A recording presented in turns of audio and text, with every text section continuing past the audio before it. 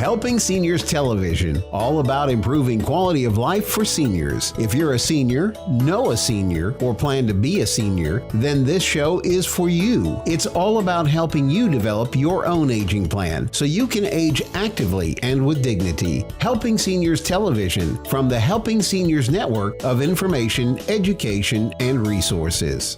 Welcome to today's edition of Helping Seniors Television from the Helping Seniors Network. Whether you are caring for a senior, are a senior, or just plan to be one, we hope you'll enjoy today's program. Have you heard the term Roth IRA? Join retirement financial expert August Velten CLU of August Velten Associates and get insight into this unique retirement planning tool and learn the differences between traditional IRAs and Roth IRAs. With program host Kerry Fink on this edition of Helping Seniors TV.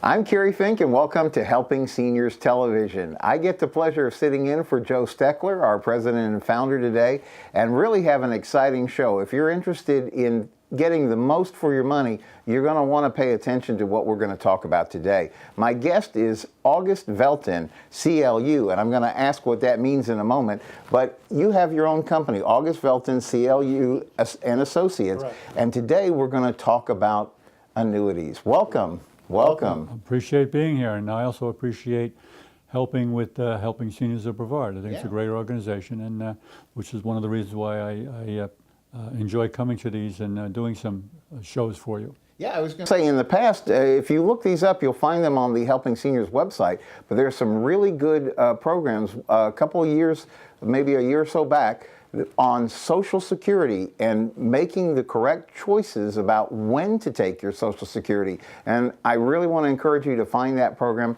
It's on the Helping Seniors website, helpingseniors.brevard.org. August was here. He gave some very, very good tips and ideas to get you started thinking about that. There's also a program you did with us on retirement planning and trying to make the correct decisions for your money. And so this is actually going to become like volume 3, right? Because we're going to talk about annuities. And I guess the first question I need to ask, because I may not be aware that I think I know what the word means, but I'm not sure I do. So what is an annuity? Sure. Well, let's start with that, what an annuity is. Actually, annuities go back to the Roman times, and Roman soldiers were promised, right, a life income when they finished their service in the Roman army, if they ever came back from the far field. So it goes way back, and really what an annuity is, contractually now, is a promise to pay a income in the future, and in most cases, a lifetime income. All right, so we're going to talk about annuities today because a lot of people have misconceptions about annuities. And I have found over the years that there's always this argument of, should I have my money in the stock market, investments in the market, or should I have it in annuities? And it's always this push and pull with wirehouses and brokerage firms that will say derogatory things about annuities, mainly because they don't sell them. Right. Okay? So I, in fact, do both investments and annuities, and I'll tell you why annuities are important. But the first thing to understand is that annuities today are out there all over the place. Anybody that has a pension plan has an annuity. Most pension plans are paid out of annuity. Why? Because the money has to be put in a situation where it's guaranteed for as long as the person lives. There's very few other vehicles that do that. Example, you have a CD in the bank, which still people try and live on CD interest, right? Well, of course, years ago, CDs might have been paying 4, 5, 6%, and now, 2%. Sure. But they're still living on the money that they needed at the 5 or 6% level. So what's happening? They invade their principal in the CD. As soon as that's gone, then the income stops. So the importance of an annuity is you put your money in, it's still your money, and a lot of people don't understand this. It's still your money. If you need the money, you can get it back. Are there costs? Well, of course there's costs. There's costs with everything. Sure. So, but in reality, an annuity is to take your money out of the risk column in the market and put it into a guarantee column. So basically, an annuity is like purchasing a pension payment or a pension plan. Okay. All right? I'm thinking about doing a book, and the name of the book is going to be Pension Envy. And all right, and the reason is because if you get involved in a conversation with people, you have a group of people, let's say, and they start talking, and maybe out of a group of 6 people, there's somebody who has an old-fashioned pension plan. Everybody would like to have that old-fashioned pension plan. Why? Because it's there for as long as the person lives. Sure. Well, that's what an annuity is. So you just have to use it, and there are different types of annuities, but you have to use the product in a income model, all right, which you have a balance of investment dollars, annuity dollars, and cash dollars. And that's how I run my practice, all right? And I'll say it right now, if anybody that has interest in any of this material, feel free to call my number. May I? Right, All absolutely. My number is 622-5418. Either Karen or Lolly will probably answer, and you can set up an appointment to come in. And I will tell you, I'm involved with an organization called AFES, Adult Financial Education Services. It's a nonprofit organization, and I'm here to help. Do I make a good living at helping people? Yes, I do.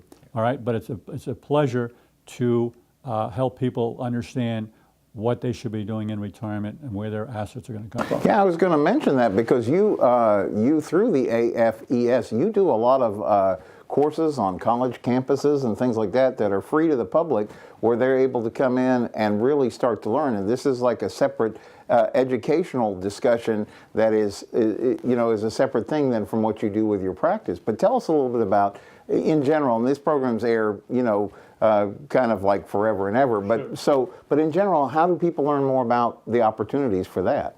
Well, again, we have on the website, augustvelten.com. If you go there, there's a whole website.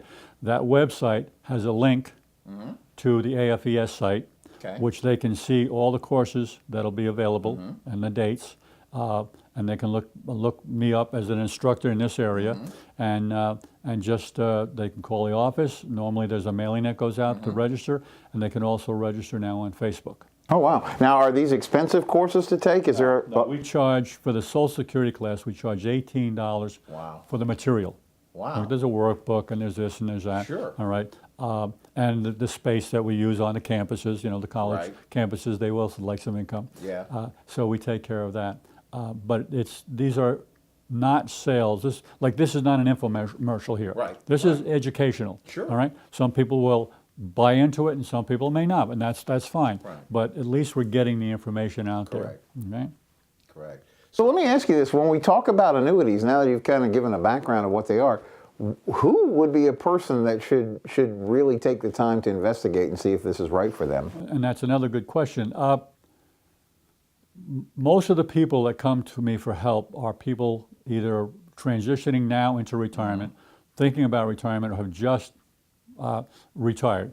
And what they've done over the years, through their 401k, through an IRA, etc., they've accumulated dollars. Those dollars, they come to realize all of a sudden that they're getting ready to retire.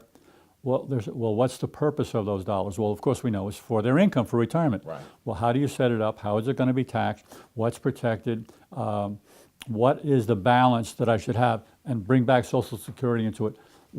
When should I start my Social Security? All right, should I use some investment dollars first? Where should the annuity be plugged in, or annuities, because you can ladder annuities. You know, more than one, so you can start one at one point, let the other one continue to grow, and then start that.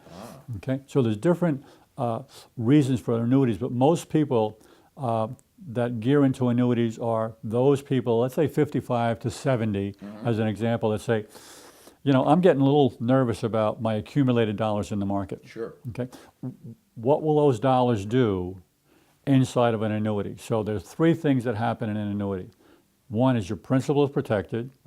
2, you retain any gains because you're not in the market, you don't give it back.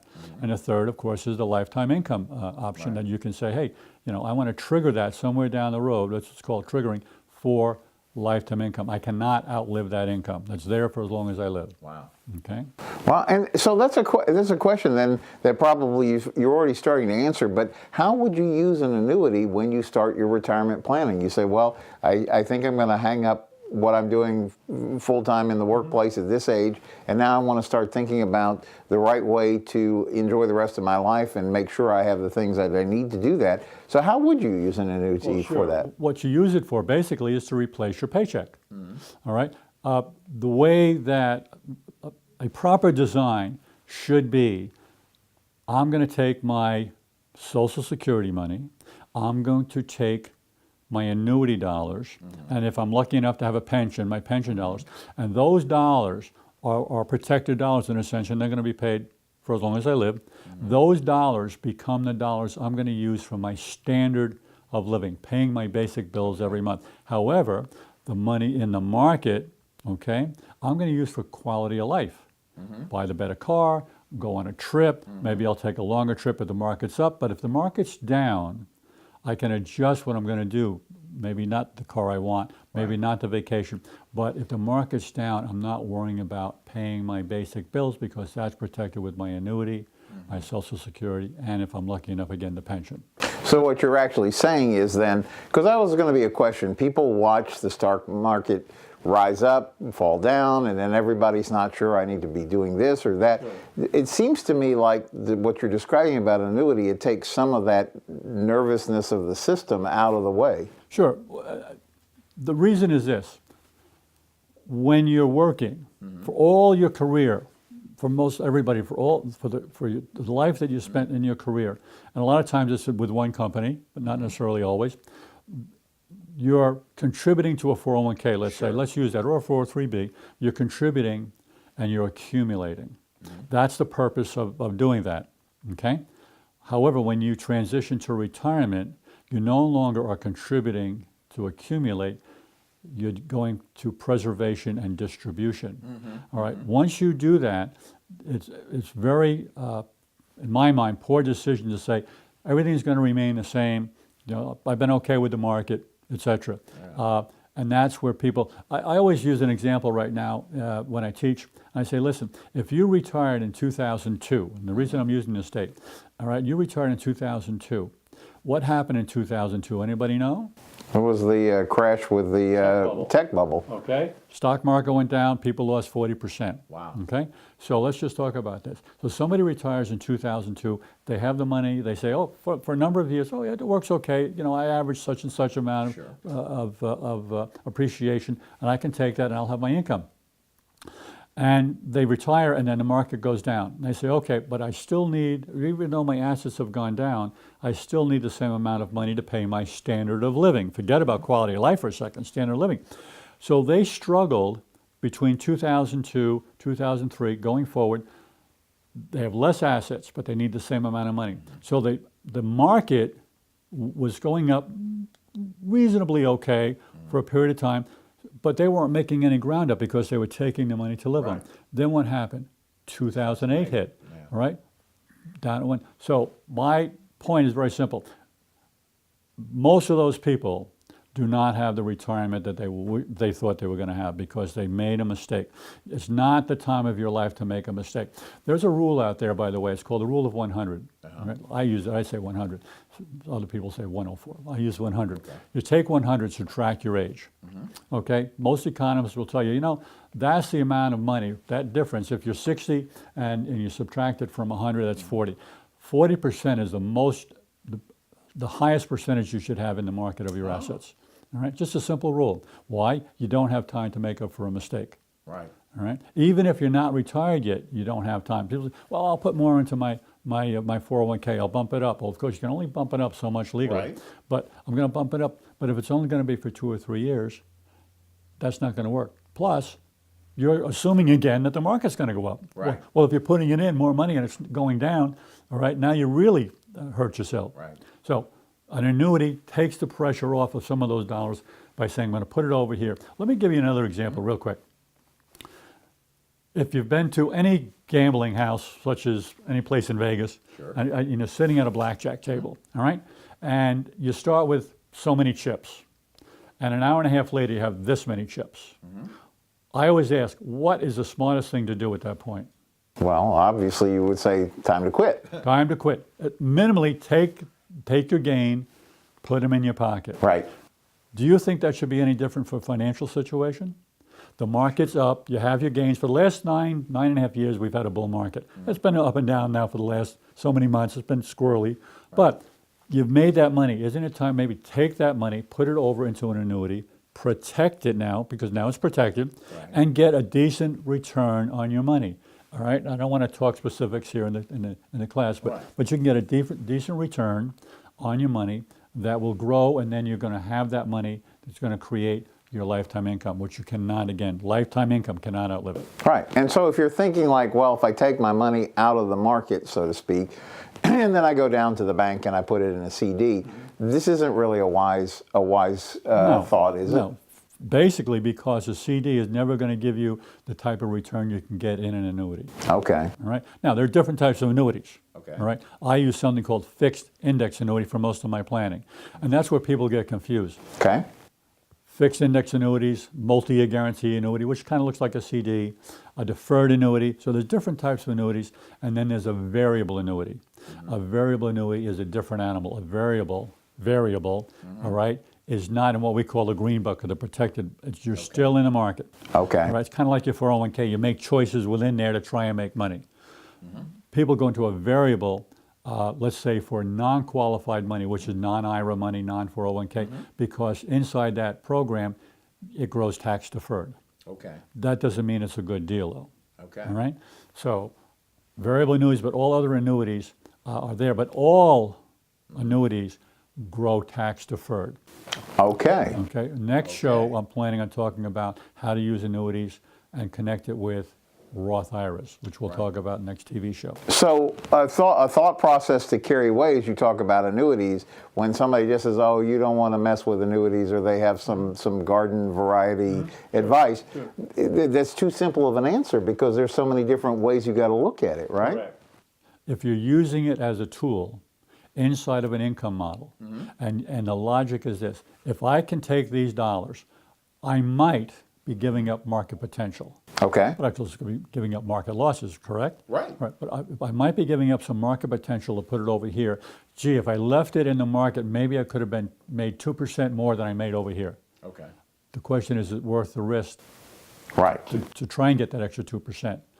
On the other hand, if you take money out of the investment pocket and put it over here in the annuity pocket, we call it green money, protected money, then the reality is you could think about being a little bit more aggressive with the money in the market, because now that money is not going to be geared towards paying your monthly expenses. Right. All right, it's going to be your quality of life. Well, that was what I remember you telling us before that you asked people to think about their money based on colors. You had green money and red money. Right. Just a quick version, because the question I'm going to get to is then how do you help somebody determine what percentage of assets would go into like a protected annuity product? But start with the green and red. Sure. I actually had a course that I taught. It was a 6-hour course. Wow. And that was, so I've actually combined Social Security course into one package using a tax course, the investment risk course, which was the Bat Sox Vegas and conservative investing was the name of the course. All right. And in that course, we talked about yellow money, green money, red money. Okay. Yellow money, cash in the bank, emergency money, liquid. Green money, annuity type money, protected money, retain your gain, give me lifetime income. And then red money, risk reward, the money that's going to be there. So when somebody comes in and sits down and they want to work out an income model, they actually have a written roadmap for their retirement. They can look at it, and every year, in fact, we will actually review that. When they sit down, we ask a bunch of questions, and those questions get us to what risk tolerance do you have, all right? And that will determine how much they want to leave in red, how much in green, etc. And we talk about the rule of 100, because that's an important piece to make sure they understand that things are not the same once they retire as they were. The dynamics are different, and we can talk about that if you like. But right. So, well, but here's I guess a person that may be somewhat skeptical about annuities. Say, okay, I've worked my whole career, I've amassed this amount, I get my statement, my 401k statement, my 403 statement, and I'm just going to hand over all this money? who are you handing it over to? Okay. All right. You're handing it over to a solid financial company. You're handing it over to what's called a legal reserve company. Okay. A legal reserve company is life insurance company. What are life insurance companies? What products do they manufacture, so to speak? Life insurance, disability insurance, long-term care insurance, medical insurance. All those have something in common: protection. Guess what? Annuities are sold by life insurance companies. protection. My principal is protected. So you're handing it over to a legal reserve company. Life insurance companies, the most highly regulated industry in the world, bar none. Right. So your money, you would perceive your money is... As long as your money is going to a financially sound company, okay, it's not going in my top drawer on my desk. Right. All right, it's going to a legal reserve company, and then you have a contractual contract that says contractually we're guaranteeing you these things. Right. With fixed index annuities specifically, the money in that contract is still yours. Okay. All right? So it may cost you something, and let's talk about this. It may cost you something to get that money out. People say, well, what do you mean? So the first thing I ask them is, well, let's say you need money and it's in the stock market. Is the stock market, your investment's always going to be up? No. No, right? No. All right. A lot of times it's going to be down. Sure. And if you need the money at that time, you're going to take the loss, correct? Absolutely. And you don't know what that loss is going to be. Sure. If it's in an annuity, and the annuity says, if you want all your money back, let's say, it's going to cost you what's called a surrender fee. Right. Well, why is there a surrender fee? It's very simple. You put your money in a product that took the risk off of your shoulders and put it on the insurance company. Right. How do they do that? What the vast majority of money that comes into a life insurance company goes to something called their interest options, manufactured and sold to insurance companies. It's a very specific thing. So if a company is giving you a contract with certain guarantees, those are the guarantees. They have to live up to those guarantees. Right. So what do? About 95%, somewhere in that vicinity, of all dollars coming in the door for life insurance companies, they go to buy interest options. 5-year, 10-year, 15-year, 20-year, let's say. Just like bonds, but they're specific to the insurance business. You buy a contract from me, all right? And even though you know when you start out saying, I want this money, I want this guaranteed income, and I'm going to start it 5 years from now, a year later you come to me and say, I've decided I'm going to Vegas. I want my money back, okay? I'm just going to have a good time. I say, fine, you can, it's your money, Yeah. all right? But to get your money back, the insurance company has to go and liquidate some of those interest options, and it costs some money because they're doing it before maturity. Right. Costs some money. Well, guess who's going to pay for that? The person surrendering the contract, not the other policyholders. Right. The person surrendering the contract. So it's not a slap on the wrist. It's a simple mathematical calculation. Got it. All right. So as long as we know what the rules are, then we have a better feel for how much of an annuity we should use inside of our income model. So this may be an off-the-wall question, but it's one that we had written down. Should I use an annuity to fund an IRA? Where would that fit? Another good question. An annuity, as I just said, is tax deferred. Okay. Right? So you don't have to put IRA money in it to get tax deferral because an IRA is already tax deferred. Okay. But I'm using a very important word there, deferred. When you put your first dollar in, this is going to be something else when we talk about Roth. When you put your first dollar into an IRA or a 401k or a 403b, you just entered a partnership with the IRS. Right. I remember you saying this. All right? You just entered. So what's a planning tool? Well, let's say we take money from a 401k, which is in the risk column because it's normally in the market. Right. We move it to an annuity as an IRA. No taxation to do that. Right. All right. Now it's in an IRA. Now we say each year, why don't we do this? Why don't we do something called recategorization? Recategorization is saying the IRS allows you to take IRA dollars and go from traditional IRA to Roth. It's a distribution. You pay tax on doing that, okay? But you can do that inside of an annuity. Some annuities are easier to do than others. But let's say you do that. So let's go back to that table at Las Vegas playing blackjack, and you started with this many chips. So you take these dollars, and let's call them your IRA dollars, and you put them over here, and you know that in the annuity, as an IRA, they're still going to grow tax deferred. Right. So all you're doing with your 401k and your IRA dollars is building up a larger and larger tax bill. Okay. Okay? Right. Well, what if inside the annuity I start converting from traditional to Roth? Well, gee, I have to pay tax on that. Sure, you're going to pay tax on this again. But then it's going to grow maybe to this. Okay. All of those dollars are now tax-free forever. Got it. IRA dollars, forever taxed. Roth dollars, never taxed. So this is In general, in general. So this is why really having the benefit of somebody who has experience and wisdom and understanding these areas is so important that somebody should sit down with you to do this. Let me ask a question. What would be the things that you would suggest to somebody they want to consider when choosing which annuity or product company, who they should deal with? Sure. Well, I would say they should deal with me, but well, we're going to get there. I don't want to sound egotistical, but Sure. you know, I mean, let me say it in another word without bashing the insurance industry too much. There are many advisors out there, not AFES advisors, who are more interested in the sales process than the helping process. Okay. All right. We as an organization are more interested in the helping process. Okay. The sales will come. Right. All right. So when somebody comes in and they say, well, what annuity should I buy? It shouldn't be a matter, well, I know if I sell them this particular annuity, I'm going to get the most commission. Right. It's not exactly how to do it.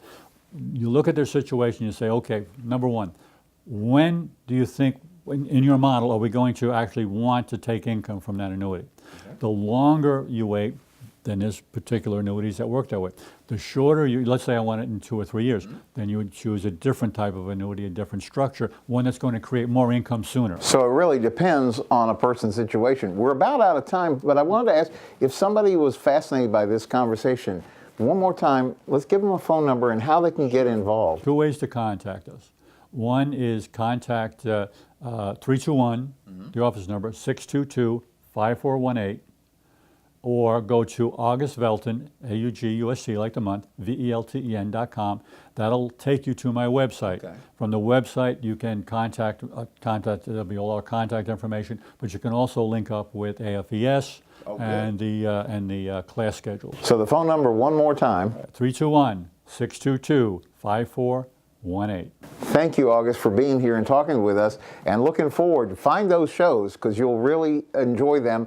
And we're going to also have a show up about Roth IRAs, and as you heard about, it's all important things good for you to know about your money. I'm Kerry Fink for Helping Seniors. Thanks for joining us. I'm Joe Steckler. Thank you for joining our program today. I'd like to remind you that our senior information line is available to you at 321-473-7770. There you can get help and direction that could be helpful for your specific situation or circumstances. The work of helping seniors is very important, but we can't do it alone. That is why our sponsors here in Brevard County are so important. I'd like to thank our many area sponsors, businesses and medical providers who support the mission of helping seniors that help us carry the cost of our media efforts. If you'd like to join us either as a business partner or simply donate as an individual, we would welcome your call at 321-473-7770. You are always welcome to visit our website at www.helpingseniorsofbrevard.org. Thanks so much for your help. It does make a difference.